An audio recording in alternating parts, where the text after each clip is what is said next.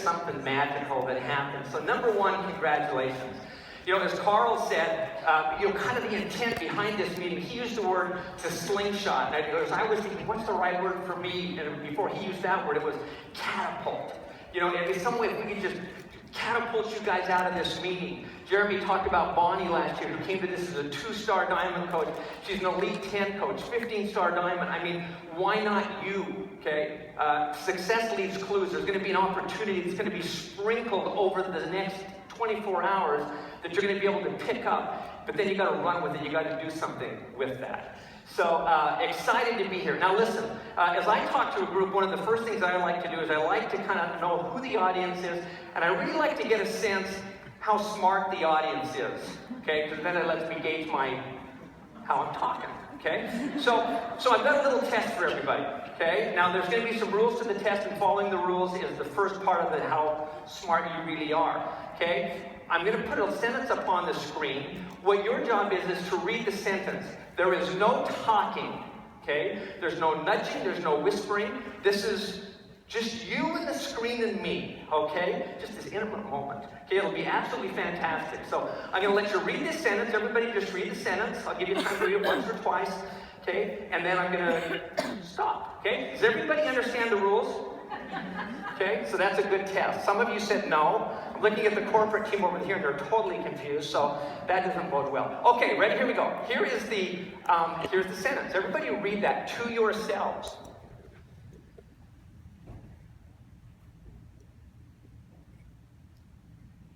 Okay, everybody's got it maybe through once or twice, right? Okay, so everybody read the sentence? Okay, so everybody understood all the words to the sentence? Okay, nothing surprising there, anything like that? Okay, so now what I'm going to do is I'm going to show the same sentence, and I want you to do something, and again, I don't want you to talk, okay? So as you read the sentence this time, I want you to count the number of F's in the sentence, okay? And I want to keep that to yourself. Not too difficult. Okay, here we go.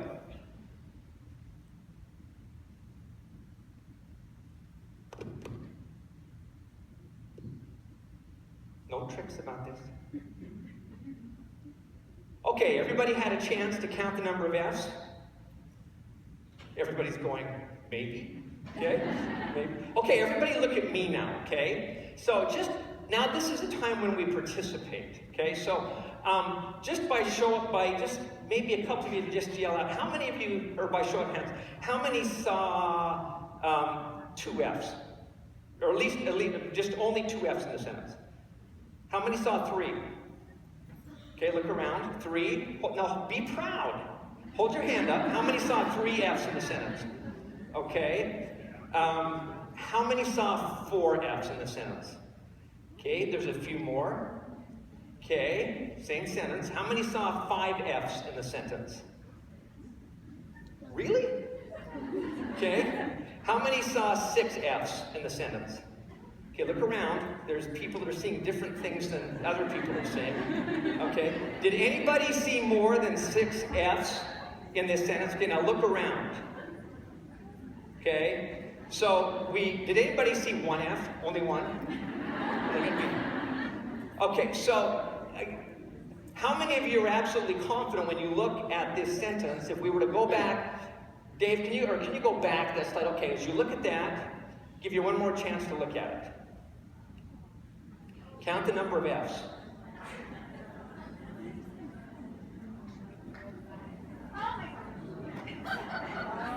Okay.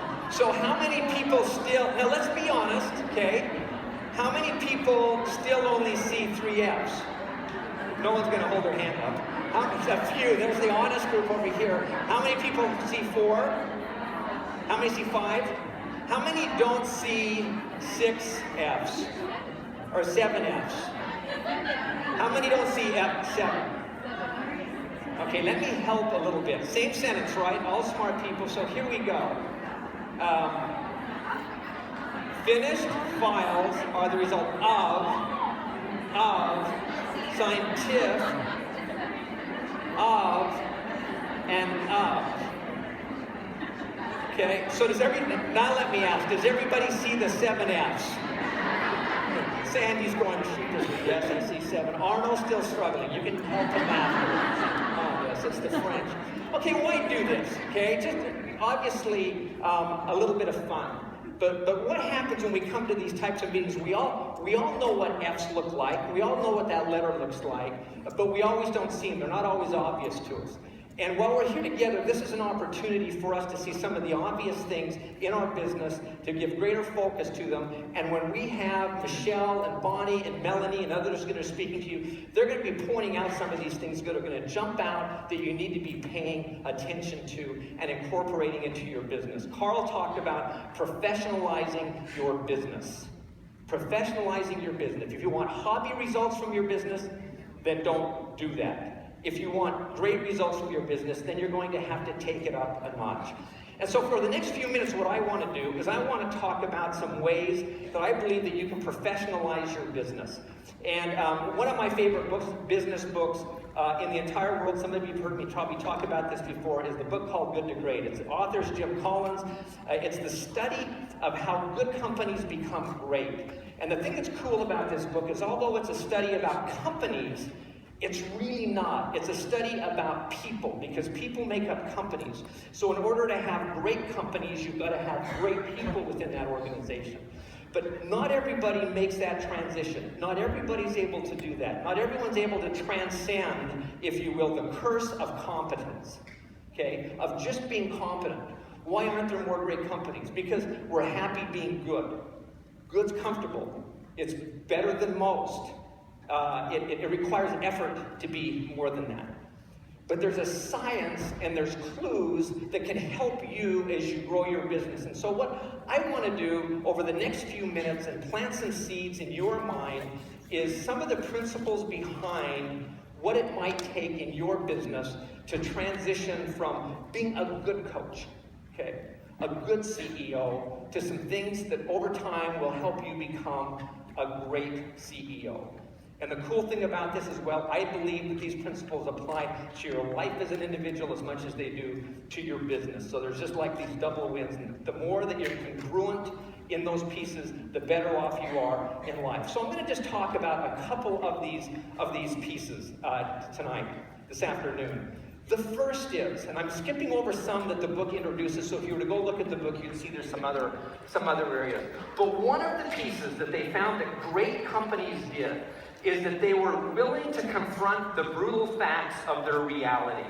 That they were able to look at themselves, to be self-aware, to be accountable, to be able to recognize those, and to take the time and be thoughtful and say, where am I in my business? What is the reality of our business?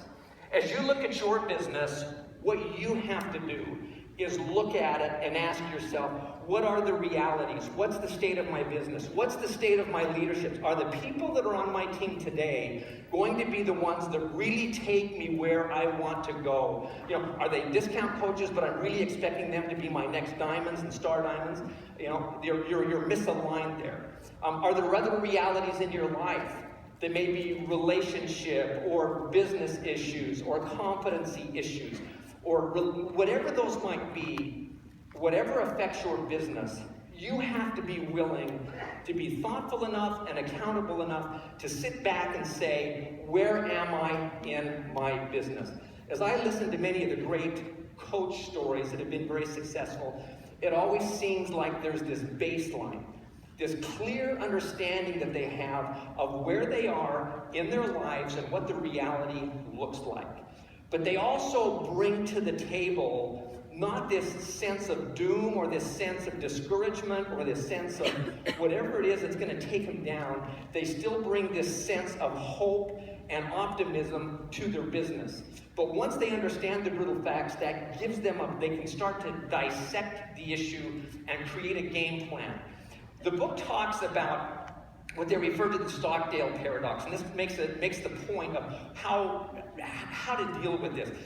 It's called the Stockdale paradox because it refers to James Stockdale, who was a rear admiral in the Navy. He was an Air Force pilot, not Air Force, he was a Navy pilot that crashed in Vietnam, spent 8 years in the Hanoi Hilton, which was a prison in Vietnam.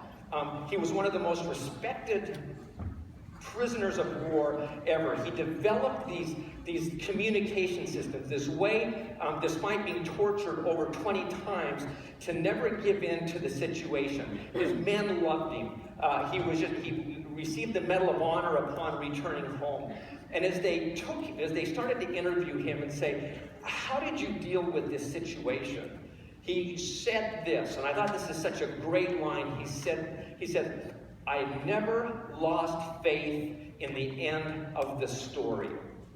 Despite my situation, I never lost faith in the end of my story, despite everything that was happening. And they asked him, he said, well, so who didn't make it out of this horrible situation, out of this prison camp? And he said, he thought for a minute, and then he said, the optimists.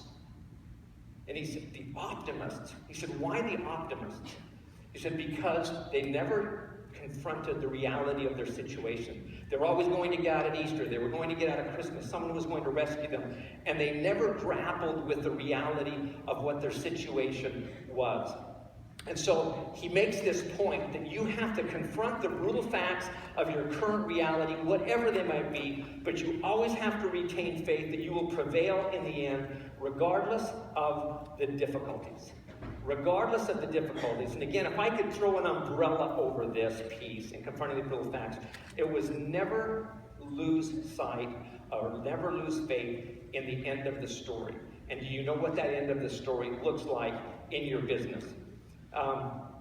So confronting the brutal facts to me is honestly not a discouraging piece. It shouldn't be something that takes you down, because honestly, it's like a before and after picture in your business. You know, one of the worst things, one of the harshest realities in your business when you think about it is when you step in front of that mirror and you really look at yourself and you take your shirt off, you kind of go, I'm looking pretty good. And then when you take that picture and you look at yourself and you're going, oh, someone else, but that's a little bit of what this is.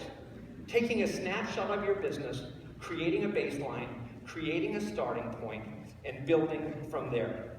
The next point, I'm going to move quickly here, is what they refer to as the hedgehog concept. And this is really the center of much of what this book is all about. You're saying, why would they call it the hedgehog concept? They call it the hedgehog concept because it's based on a fable from Isaiah Berlin. You don't need to worry about who that is. But he talks about the story of the hedgehog and the fox. The fox is smart, cunning, quick, good-looking, sleek, just very crafty in everything it does. The hedgehog, kind of slow, kind of dowdy, doesn't move too quickly, but he does one thing very well. As the fox tries all these different maneuvers, these different ways every single day to catch the hedgehog knows and senses the dangers coming from the fox, and he does something very simple. He rolls up into a ball with his little porcupine quills that go out, and he protects himself. He does one thing very, very well. Instead of chasing all sorts of different strategies, bright, shiny objects in the business, what the next best thing is in the business. He focuses on one thing and does it extremely well. And it's really, in determining what those pieces are, they focused on 3 different elements. The first was what you can be very best in the world at. Now, you may be looking at yourself and saying, I'm never going to be the very best in the world at anything.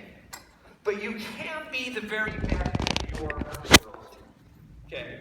I believe, for what it's worth, that each one of us, you come into this world, with a divine DNA, a God-given gift, or just these strengths, whatever you want to refer to them as, that are buried in there. And sometimes we have to dust them off. We have to get the rust off of those things and discover what those strengths are.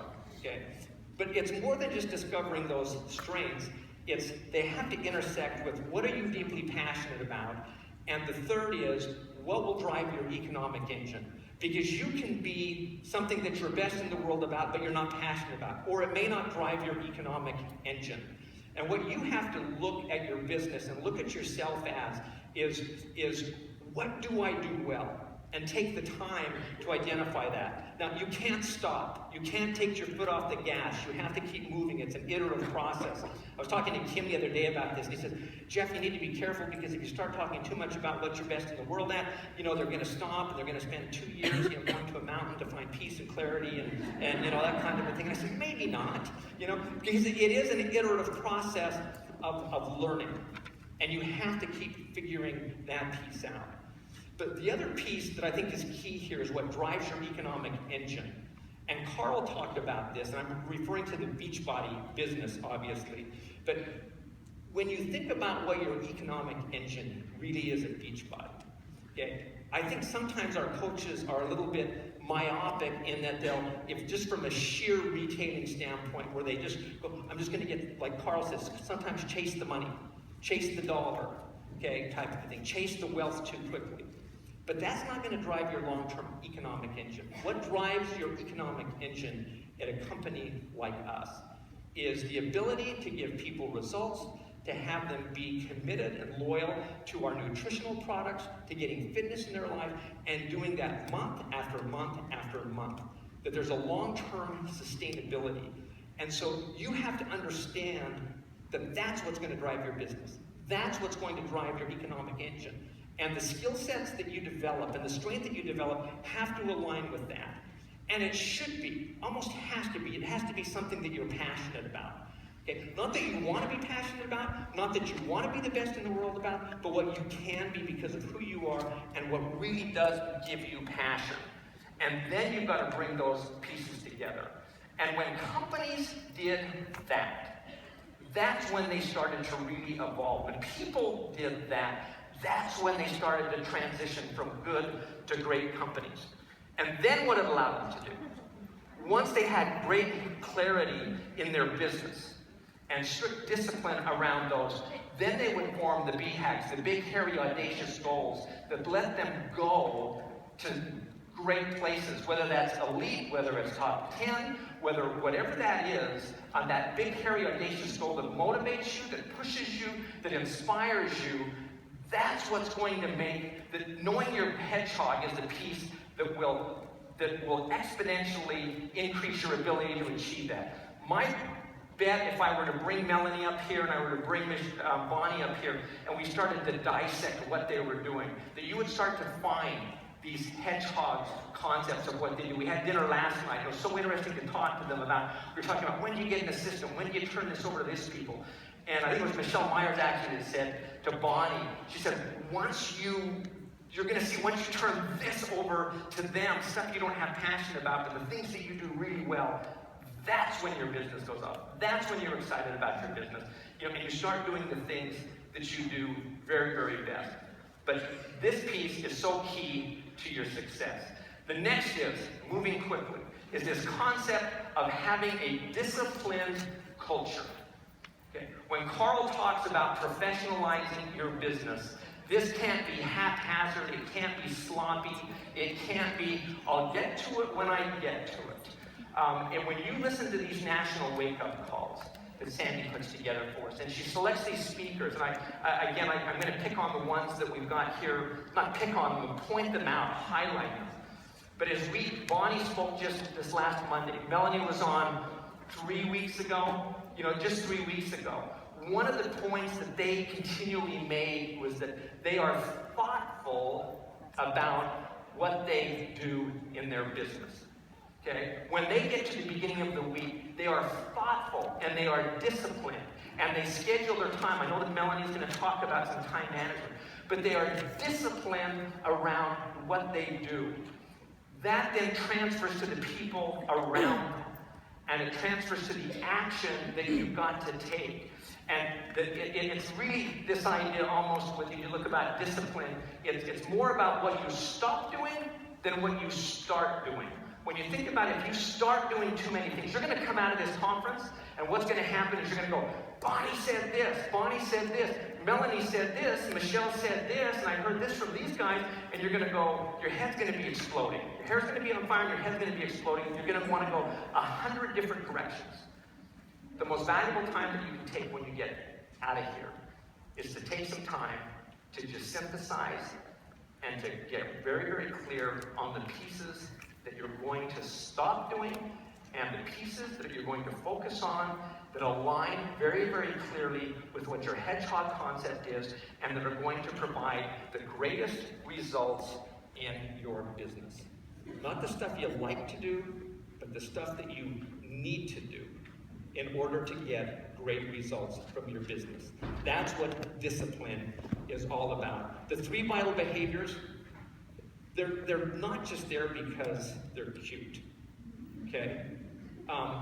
They're there because they are the core drivers to success in your business. If you engage in those activities and are strictly disciplined around those are the pieces executed well that will bring you great results. This is a people business of sharing. You have to become a master about inviting and sharing, about building relationships, about following up. There's no way around that in your business. The culture of discipline. And the cool thing about this is, you do this, it will trickle down to your team. You do this, people want to be with you because they look at a person who's disciplined and is doing things they're not doing, that they want to draft off you, they want to learn from you, they want to best practice off you. That's how you build your team. That's how teams grow. That's how you become an attractor in the business. Not because you're just mediocre, because you're good. It's because you learn to be great. I love the story they tell in this book about a guy named Dave Scott. Dave Scott was a 6-time Ironman triathlete in the Hawaii Marathon. For training, what he would do is he would bike a minimum of 75 miles a day. He would swim 12 miles a day, and he would run 17 miles a day. He would burn over 5,000 calories, okay, each day. Okay, he believed in a kind of a high-carb diet. I mean, the guy was kind of a machine, right? And to do this so well, he had to be doing something right. But one thing he did to introduce a culture of discipline into his own life was he would eat cottage cheese. But he wouldn't just eat cottage cheese, he would rinse his cottage cheese. He would rinse any of the excess fat off of it. And there was nothing that showed that rinsing his cottage cheese really contributed to his success as a world-class triathlete. But in his mind, what it did was it gave him that mental edge of discipline. That he was doing that little bit extra to give him the psychological edge that would help him be more successful. If I could wave the magic wand over you guys and say, one of the things I'd love you to do as you walk out of here, and you think about your culture of discipline. How are you choosing to rinse your cottage cheese? What's that little bit extra that you're willing to do in your business that's going to give you the psychological edge, but that speaks to other people, that lets you know you're willing to do the things that you need to? So personally, I've made that same commitment. So with mine, this is my form of cottage cheese. I don't put as many pecans on my Cinnabon now, okay? So it's my equivalent of rinsing. That was supposed to be more funny than that. But anyway, I love pecan buns. The last piece is this. This is so critical as you build your business, is the flywheel effect. And I don't even know how many people even know what a flywheel is. But what a flywheel is, in the old days, it was this great, big, huge, heavy wheel. If you think of the old movies with the locomotive trains, you know, where it takes this while for the wheel to get going, and it's kind of that chug, that slow moving. And it takes a lot of pushing to get that wheel going, but slowly over time, the momentum starts to build on this flywheel. The great companies, the good companies found that there was never one fell swoop, no one single defining action or a grand program or a killer innovation or some piece of technology or got real lucky, okay, in building a great company. What they did was they took their hedgehog concept, they took their culture of discipline, and they started to apply that to the business bit by bit over time, and pushed and pushed and continued to do those same things that created success in their business. This is a business that is not a complex business, okay? It really is a simple business. It's a challenging business. It's a tough business. It's a business of repetition, and the coaches and the businesses that have been the most successful are those that have figured out how to do those critical pieces in their business and just keep pushing and pushing and pushing. It always amazes me when Carl talked about the wealth, chasing wealth. As I look and do the national wake-up calls, oftentimes I'll look at how much money people are making and what their growth trajectory is. And more often than not, there's this kind of a pattern of this 3-year build-up, it seems like, where the first year may not be all that great. Second year might be a little better. And then all of a sudden there seems to be this trajectory if they've continued to do the right things. That's the flywheel effect in play. So as you listen to these coaches talk to you over the next several days, and you start to identify what the critical pieces of driving your business are, know that, as Carl said, you got to be here a year from now. You got to make a commitment to be here 2 years from now. And you're going to have to continue to push that flywheel. Not very sexy, not very exciting, okay? Not very glamorous, but that's where the success is built. It looks a little bit like this. I think this is a great video from Under Armour. Many of you may know who Misty Copeland is, a black ballerina that had no chance of dancing, but has become a world-class ballerina. Some of you may know who Jordan Spieth is, one of the youngest golfers, PGA champion, US Opens champion, has set all sorts of records, earned all sorts of money. And who's the three-point shooter, Darwin, on the Golden State? Steph Curry. Sorry, I know Steph Curry. And Steph Curry, this little guy who's just fast. But these guys are world-class. They've transitioned from the curse of confidence to being great in their business. But this is what it looks like. Run the video.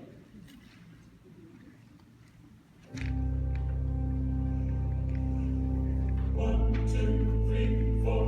1, 2, 3, 4, 5, 6. 1, 2, 3, 4, 5, 6, 7, 8. 1, 2, 3, 4. 1, 2, 3, 4, 5, 6.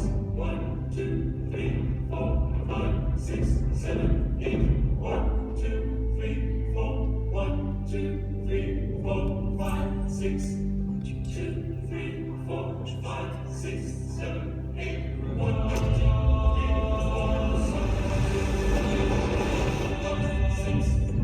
2, 3, 4, 5, 6, 7, 8. 1, 2, 3, 4, 5, 6. So that's I think that's a great video, and it just sums up that you really are what you do in your business. It's the law of the harvest. What you put in over time will come out over time. And as I end with this, there are going to be people in this room that transition their businesses and their lives to being truly great. And I don't know why it can't be every single one of you. We're excited for this next couple of days. We're excited for these presenters that are absolutely phenomenally incredible, and that's probably underselling it. But let's make this an absolute great couple of days here. Thank you very much. Incredible job, Jeff.